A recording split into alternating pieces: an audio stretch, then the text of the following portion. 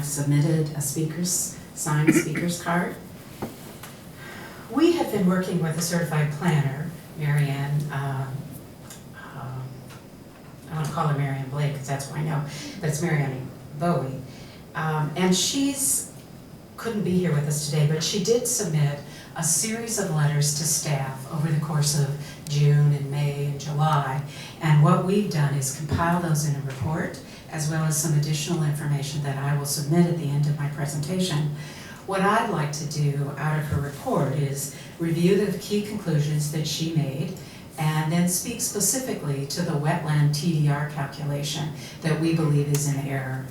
The key conclusions of Ms. Bowie's report include: 1, the proposed development area is not eligible for TDRs as they've been calculated. Number 2, the available on-site TDRs are miscalculated.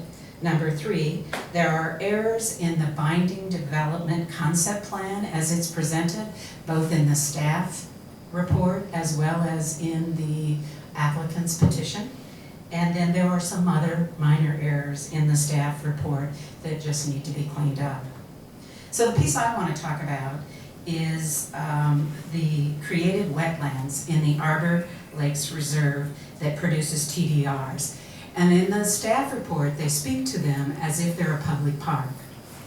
And the reason they've become a public park in terms of definition is that because you get 1 TDR per acre.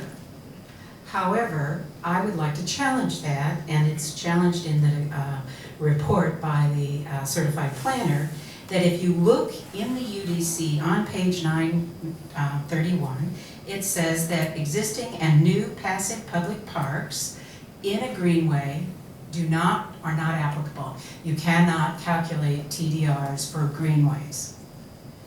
The second point that she makes in this area is that the stormwaters, part of what happened is we wrote a challenge to some of the interpretation of the staff report, and the zoning administrator wrote us back a letter, and that's what we're challenging. But in the letter she wrote back, she said we have created wetlands, which result in 1 TDR per acre, and then she also said that the stormwater creates TDRs. And Vivian's already told you that that would reduce the current calculation of TDRs by 3. So she agrees with the conclusion, at least I assume that's what she's saying, that was raised in the certified planning report that you're going to get, or that and the letters you've already seen. So it means that the TDRs are going to be substantially less than what's already calculated. The actual acreage, the 21.4 acres of existing or new passive public park, according to the table that's in the UDC, is not eligible for TDRs. And they've calculated it at 1 TDR, which is about 21.4 TDRs that wouldn't be eligible if you use that. If you understand that this is in the greenway and everybody's agreed and acknowledged that this is in the greenway, then you can't calculate TDRs in the greenway for a public park. At least according to this, at least that's the way we've read this. The report indicates that neither the created wetlands nor the stormwater ponds are labeled as public parks on the binding concept plan. So either they're public parks and they're not eligible for TDRs based on the UDC, or they're not public parks and they're created wetlands, at which point they aren't eligible anyway because they're on the greenway, but the stormwater would be eligible. So those are my points. That's the issues I wanted to raise with you. I will give you copies of the planning report in case some of you haven't seen the letters that have already been written to the staff. But I'd ask you to deny this petition today. Thank you. Any questions? Yes, I have one quick question. So based upon your report, and you ran all the numbers, what is this property eligible for, in your opinion, for units? It is, in my opinion, and in the report that she's prepared, it's less than the 37 that are calculated. Well, I know that. What number do you believe it's, based upon all those numbers and all those, that you just said, this doesn't qualify? notwithstanding the availability of 39 TDRs, which is what Marianne Bowie estimates, that are derived from the proposed land use, the TDRs, and she goes on to another point, which is going to be made in a minute, but 39 would be the maximum number of TDRs for on-site as well as for available for use elsewhere. So are you saying it's eligible for 39 units? TDR units, yes, not the 61 that's in the staff report. Yeah, and I guess, you know, you're losing us, so run the math through. At the end of the day, your neighborhood has hired this individual who's not here. What is her conclusion applying the way that she is interpreting TDRs and stormwaters and public parks? What is eligible for them to develop? Developable plots, I have houses? What I'd like to do, let me see if I can probably use this. I'm sorry, that's just an easy question. They're asking for a certain number. You all disagree the way they've calculated. If you can't answer it, we'll get someone answered as we go along. I don't mean to put you on the Okay, spot. there are 41.66 acres in the Greenway RNA. Of that, 12 acres is the developed area, for which we believe there are 0, and they would get the original 25 because they're grandfathered in, but if How many houses can they build? they could build the 25. 25. Thank you. James Blank?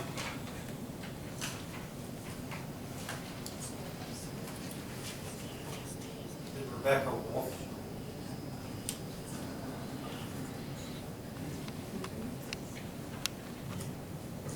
Good afternoon, Commissioners. My name is James Pike, and I have signed a card. I live on Boleyn Road at the very end. As you have heard, a professional planner cannot be here today, unfortunately. So I'll try and tell you that our planner disagrees with the staff's interpretation of the Greenway RMAs. The Greenway RMAs can be ignored when TDRs are used in a conservation subdivision. The planner points out the staff supports their theory with a UDC section that says development within the Greenway is prohibited only where the Greenway falls within the boundaries of a village or a hamlet master land use plan. The planner's report says that rather than look at a village and hamlet regulations, one should look at the land development regulations that apply directly to the Royal Heritage Estate and Greenway RMAs. The report shows those directly applicable regulations do in fact prohibit the use of Sarasota 2050 density incentives within the Greenway. Instead of getting lost in a thicket of subsections, let's take a look at the staff's theory. They send development rights into Greenway from elsewhere, but staff's theory violates the essence of the Sarasota 2050, which is to transfer development rights away from the Greenway. The planner's report shows the staff is wrong because their interpretation is not consistent with the comp plan.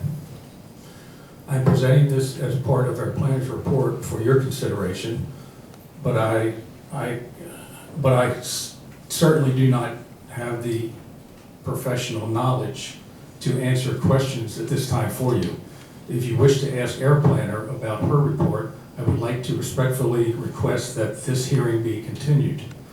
Thank you for your time. I will give you copies of what I have here for you, and please vote to deny. Thank you. Thank you, sir. Rebecca Wolfe?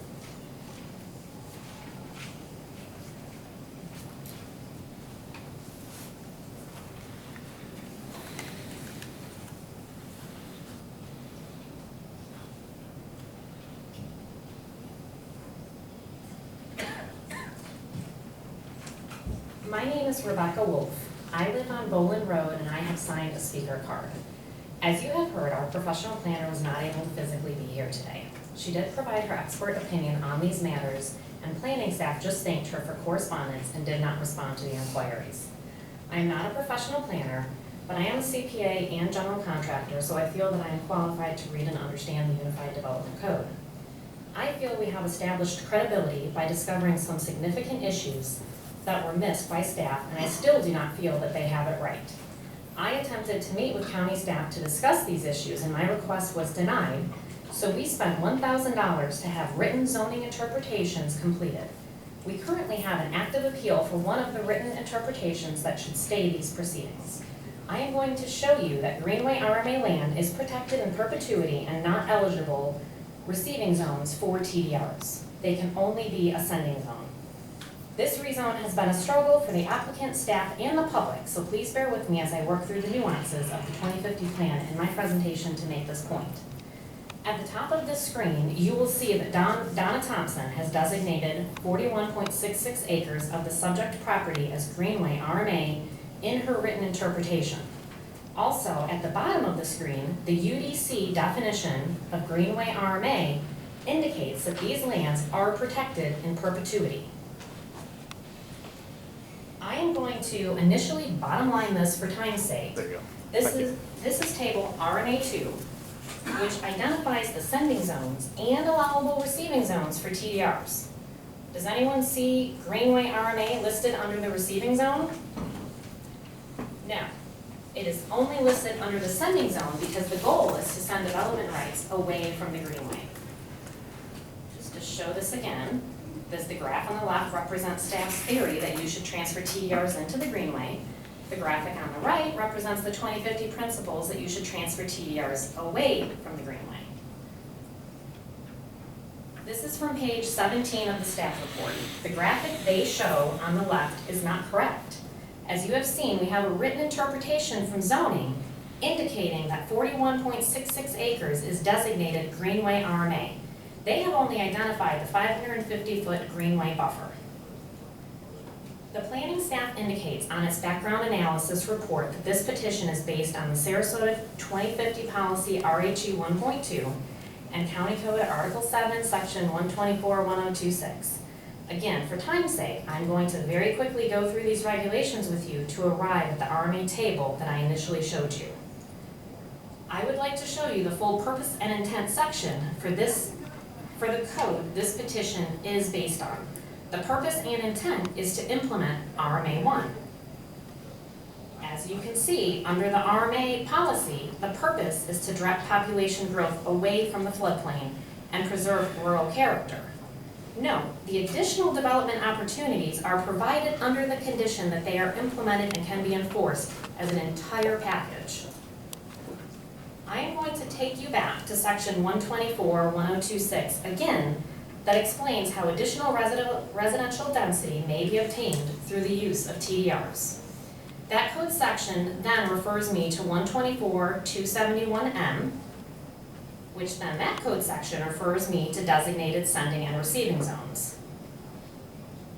So again, if you recall, the other policy that the petition is based on, RHE policy 1.2, again, leads you to TDR policy 1.2, and then TDR policy 1.2 directs us to table RMA2, which identifies sending zones and allowable receiving zones. Note that this policy indicates to minimize adverse impacts to Greenway RMA. So now we have finally arrived back to the table RMA2, and Greenway is not an allowable receiving zone. That means you can build around the Greenway RMA land, but not in it. Also, just in case in rebuttal they try to say it is okay to reconfigure it, it is not. The UDC provides that alternative Greenway buffer configurations apply only to the portion of the Greenway RMA that consists of a 550-foot buffer to named creeks and flowways. In summary, you can't just do floodplain compensation on land that is designated Greenway RMA. These lands are protected in perpetuity. The designated Greenway RMA land is not an allowable receiving zone. Basically, they can build around the designated Greenway RMA land, but not in it. The code does not allow you to reconfigure Greenway RMA that is not considered a buffer. Remember, this density incentive is optional. They do not lose their current development rights. Please vote no. Thank you.